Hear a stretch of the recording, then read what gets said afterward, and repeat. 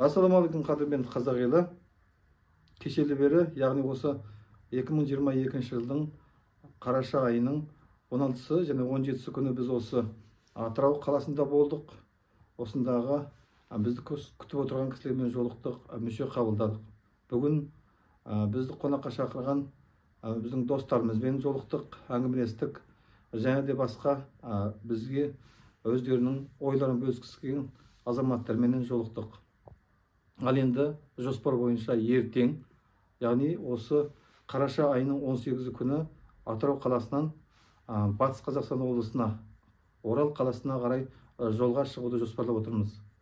Ертең түс қайта сол Орал қаласына жетсек, сосын оның ары күні, яғни қараша айының 19 күні сол Батыс Қазақстан облысындағы Атажұрт партиясына мүше болам деген азаматтармен, не болмаса бізбен жолып қандайда әңгімелескісі келген, танысқысы келген азаматтармен жолықсақ деп жоспарлап отырмыз. Бір сөзбен айтқанда, біз осы қоғамымызда, біздің қазақ қаласында болып жатқан түрлі жағдайларға бей-жай қарай алмайтын азаматтардың барлығымен де жолығуға дайынбыз. Осы хабарламаны естіген осы Батыс Қазақстан облысындағы азаматтар бір-бірлеріне хабарлап дайын отырыңыздар.